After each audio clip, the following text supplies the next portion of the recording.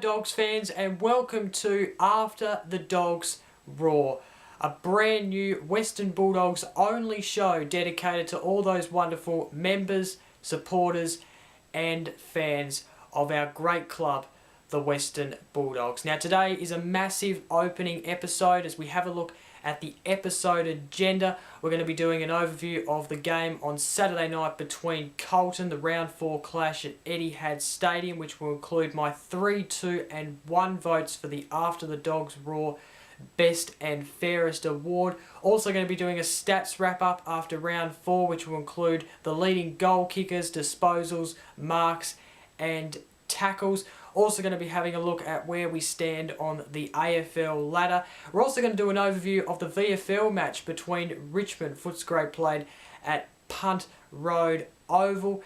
And of course we're going to be having a look at where we stand on that ladder as well. We're also going to be having a look at the injury board after round 4. A couple of injuries came out of the game between Carlton, so we'll have a look and assess where we are in terms of injuries. Also going to be giving you my burning question after round 4. I've got an interesting burning question to give you all.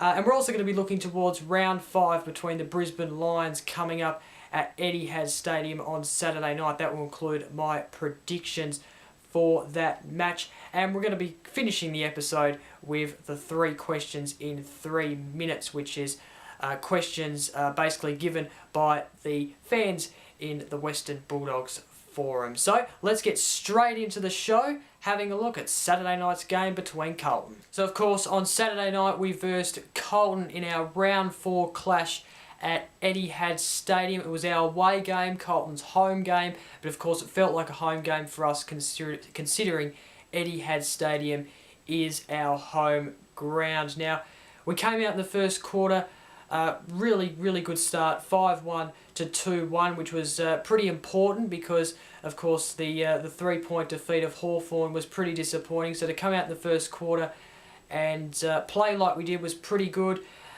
So we led at quarter time 5-1 to 2-1. At half time we extended the lead and kept Carlton goalless, 9-4 to 2-3. In the second half, in the third quarter, Carlton actually won that quarter, 5-5 to 12-6. They kicked about 3 goals and, 3 or 4 goals and a few behinds, and kind of not dominated the third quarter, but it was a pretty tipsy-turvy quarter for us, so not very good, but we still had the lead, which was important at 3-quarter time, and then we ended up finishing the game winning, even though the second half wasn't as good as the first, but we finished the game 13-7-85, defeating Carlton 7-7-49. The goal kickers for the Dogs, Bontempelli kicked 3. He had a good game on the score line. Stevens kicked 2, including the opening goal of the game. Adcock, in his debut game for the Western Bulldogs, kicked a single. Suckling, McLean, Wallace, Liberatore, Johannesson, Jong and Hunter kicking singles each for the Dogs. Our best players, Hunter, Biggs, Johannesson, McRae, Stevens, Bontempelli and Suckling, all got in the best players for the round 4 match against Carlton. We're going to have a look at the injuries here for our side. Johannesson, after kicking a goal in the third quarter, did his right hamstring, which was very concerning. We'll have a look at the extent of that in our injury board segment a little later in the show. Suckling, he did his right ankle, was on the bench for a long period of time, but came back on to see out the game, which was good to see. So he should be right for next week, I'm assuming. I'm not quite sure. But Tom Boyd, he also did an injury, right shoulder, seems to be right. We'll have a look at the injury board a little later to the extent of that. Okay, so my best and fairest votes for round 4, the 3, 2 and 1 votes for this show's best and fairest award. We'll start with my number 1 vote went to Lockie Hunter. Had a very good game. Gotten the number 1 best player of the game. Had a really good game disposal wise, and I was really happy with his performance. So I've given him 1 vote. Shane Biggs had a really good game off the back line. Really good player. He got 2 votes for me. And then Matthew Suckling, who went and kicked a goal, as well as a handful of disposals, and overall good game, got my 3 votes. So of course we have a look at the leaderboard after round 4. This is where we're going to start the award. So the last 3 rounds, because we weren't doing the show, the last 3 rounds, we'll start the award from here, and it'll go right through to our last game. So whether that's the final or the grand final or whatever, it'll go right through to the last game, and then we'll have a look at who wins the show's best and fairest in our end of year episode, or our last episode of the season. So the leaderboard, of course, Matthew Suckling leads on 3 votes, Shane Biggs on 2nd with 2 votes, and then Lockie Hunter on 3rd with 1 vote. Okay, time to have a look now at the stats after round 4, our stats wrap up, and this is leading goal kickers, leading disposals, leading marks, and leading tackles. We'll start with the leading goal kickers. Jake Stringer leads comfortably. 3 goal difference there with 8 goals to Marcus Bontempelli, who is 2nd on 5 goals, actually level with Tom Boyd, Toby McLean, who have the same goals at 5 goals. We then at 5th have Mitch Wallace on 3 goals. The leading disposals, Lockie Hunter leads comfortably there with 122 disposals. 2nd, Shane Biggs on 109 disposals. Jack McRae is on 108 disposals. We have Jason Johannesson, who is on 98 disposals, and then Matthew Boyd rounds out the leading disposals on 97 disposals. Leading marks, Matthew Boyd leads the marks on 34. Marcus Adams is the next best at 33. Lockie Hunter at 31. Matthew Suckling at 28, and Shane Biggs rounds out the leading marks on 28. And then the tackles finally, Luke Dalhouse leads the tackles on 28, followed by Kobe Stevens, who is on 21 tackles. Jordan Roughhead is on 17. Jack McRae is on 15, and Liam Picken is on 14. So that's the stats wrap up after round 4. Okay, so let's have a look at where we stand on the ladder. After Saturday night's game, we're actually on top of the table, waiting for North Melbourne to play Freo, and I guess Dogs fans were hoping that North Melbourne lost to Freo so we would stay on top, but that wasn't the case. North Melbourne were able to defeat Fremantle, and they're on top, so that means we are 2nd. The Sydney Swans losing to Adelaide has helped us gain that 2nd spot, because then the Sydney Swans have fell to 3rd. So we're on 2nd after round 4. Hopefully we can stay up in that position as the games go by. Okay, time to take a look now at how our VFL side went on Saturday. They played Richmond at the classic Punt Road Oval. It is quite a good ground to actually go and watch some football, I must say, Punt Road Oval. But anyway, it was an interesting game, this one. Footscray led at quarter time, 4-3-27 to Richmond, 1-2-8.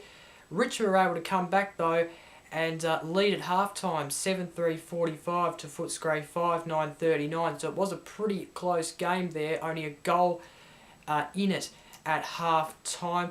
At three-quarter time, it was only a 10-point difference to Richmond winning 66-55. And then in the end, somehow, Richmond were able to just get away and win the game, 17-10, 112 to Footscray, 7-18-60. Our goal kickers for this match, Redpath kicked 2. Interesting. Should he come into the side for this week? I have to say yes, he should. He seems to be performing pretty well in the VFL. We've got Webb, who kicked a single. Minson, Dixon, Hamilton and Campbell all kicked singles as well. The best players, Russell, Honeychurch, Collins, Webb and Redpath all got in the best players in this VFL match against Richmond, which was disappointing in the end because we ended up losing considering we were in there for the first 3 quarters of the match. So the ladder after round 2 in the VFL, we are currently sitting on 7th with just the one win and the one loss. So we won, of course, last week in round 1, and of course losing this week has put us right down to 7th place on the VFL ladder. Okay, time to have a look at the injury board after round 4. Of course, 3 players injured in the game against Carlton, and of course there are still some players to come back and return from injury. So we'll start with Tory Dixon, who of course has a quad injury, apparently available though, so waiting for him to come back. If he's available, then maybe he should slot into the side this week, who knows. Easton Wood, of course, hamstring, didn't play last week against Hawthorn, didn't play this week. Probably good that he didn't play this week, because obviously then that gives more time for the hamstring to heal and be 100% right. So he is awaiting a test. He might be back for this week against the Brisbane Lions. Let's hope he is. Hovat, of course, 5 to 7 weeks with that ankle. We've got Clay Smith with the knee, indefinite, of course, as well as Smith and Murphy, as we know. They've got the same problems. Tom Boyd with that right shoulder. Should be right and ready to go for the Lions. That's what I'm hearing. But obviously scans and tests still to be done. Suckling with that right ankle, of course, like I mentioned in the overview against Carlton, he played out the end of the game considering he was on the bench for a long period of time, which was a good sign, which meant it probably wasn't as bad as probably we thought. So he should be right and ready for the Lions. Of course, tests and scans to make sure that nothing or no damage is there. But if he went back on in the after sitting on the bench for a long period of time, then surely he's right to go for the Lions. So Suckling there with that right ankle should be right. Joe Hannison, as we know, right hamstring, pulled it as he after he kicked that goal in the 3rd quarter. I'm hearing that he's actually going to miss, I think I was reading in the paper today, it's likely that he would miss about 2 months of the season. So that's not good news. It's probably, I guess it's kind news considering that it was reported that it might be 4 months, which I don't think that's true. But it's going to be about 2 months. That's what I'm hearing. But tests and scans will reveal the full extent of that. But because it was high up in the hamstring, then it's probably likely he'll miss about 2 months of football. So that's the injury board after round 4. Okay, time to have a look now at my burning question for this week. A segment here on the show where I ask a question to all you, as well as giving my view and answer on the question. So we're going to call it the Bevis burning question. Hope you like the headline there of this segment. I guess the headline or the header or whatever you call it. Anyway, does Bulldog gun forward Jake Stringer need more help up forward? Of course, I was looking at the discussion on the Western Bulldogs forum on Facebook about this sort of question here. And I think he does. I think last year it was a bit different where he had Cramery, Dixon all helping him. He has basically no one really. Obviously Tom Boyd's up there, but he's spending some time in the ruck, which is not too good for our forward line. So we really need Dixon, possibly Redpath. You could probably even slot Campbell down there at times when he comes back into the side, as well as obviously Dalehouse and players like that there as in the forward line who are forward players. You could even, if you want to, you could even slot in Will Minson into the forward line to help him. He took a good mark in that pre-season game against Melbourne, so he could play down forward at various times if they decide to bring him into the senior side. So I think he does need help. I think his form is not the best in the last 2 games. Not saying that he's lost confidence. I don't think he has. I think he's just having a couple of shockers, but he's a gun, and sometimes he has to be selfish. If he has no help up in the forward line, then sometimes he does need to be selfish. So, yes, he certainly does need help up in the forward line. No Cramery this year makes it a little bit hard, but Dixon to come back in, if he comes back in, then that will probably provide the help he needs, as well as possibly Redpath.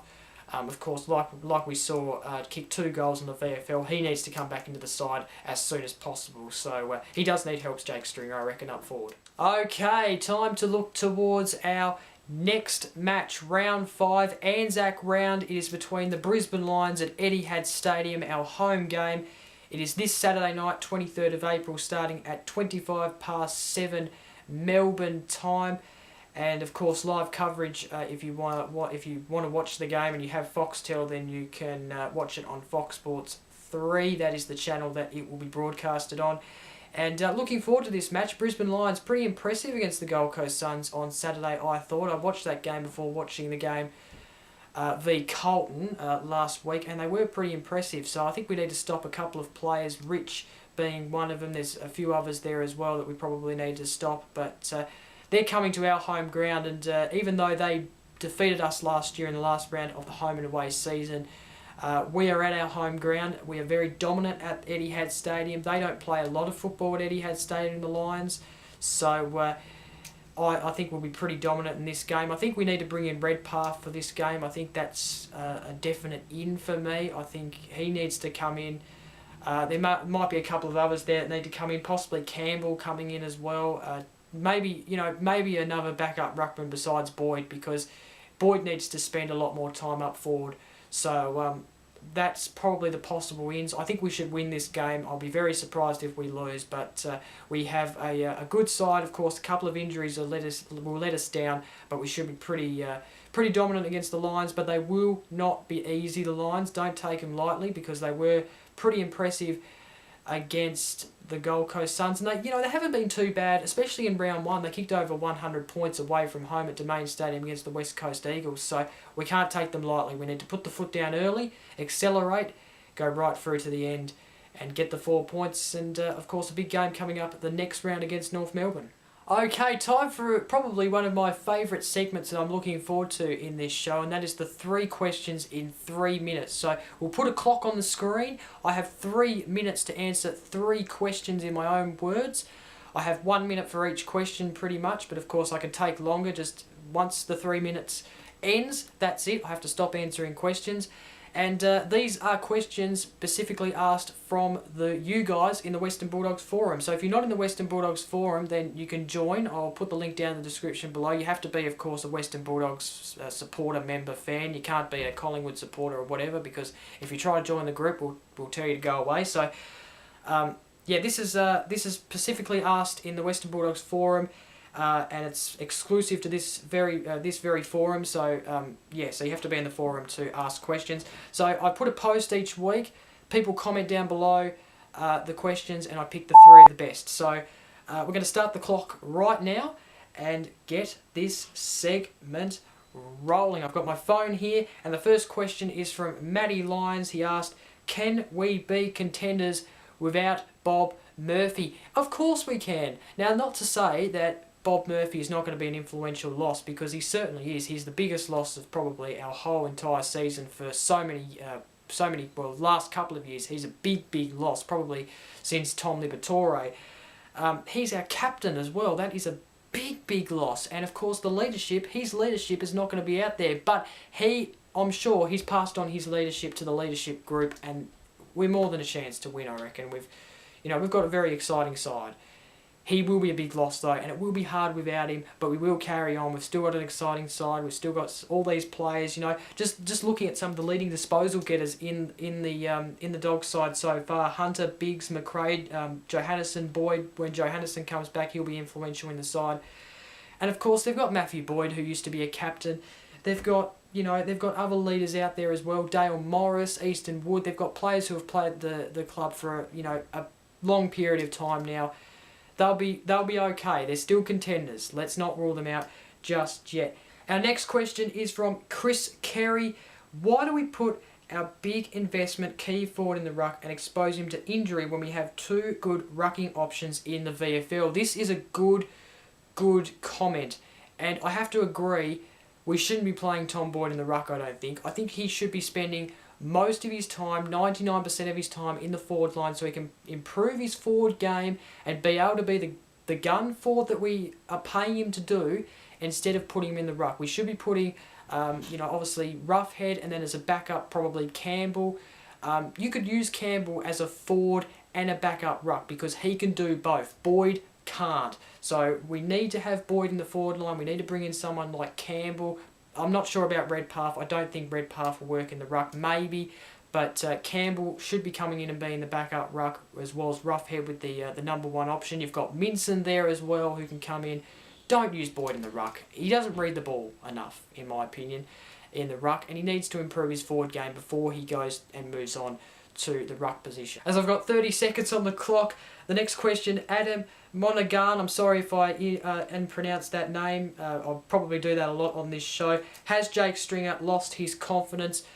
No, I don't think he has. I think he just needs more help up in the forward line so he can get those goals, and needs a lot more, I guess, flow into the forward line so he can get a lead going and then mark the ball. But he definitely needs help up in the forward line. So I don't think he's lost confidence, but I just think he's having a couple of poor games as the siren goes.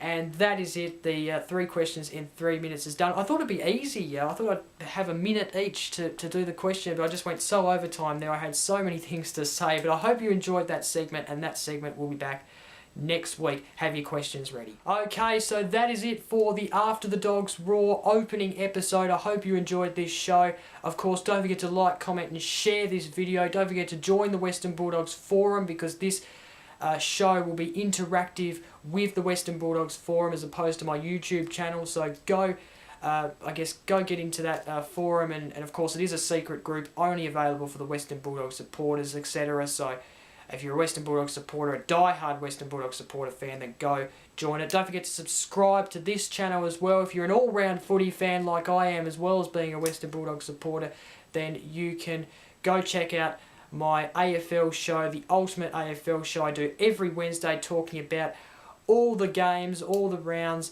It is a show that I like presenting as well, so go check that out. Until next week, I'm Jacob. Hope you enjoyed the opening episode of After the Dogs Raw, and until the next time the Dogs Raw, bye for now.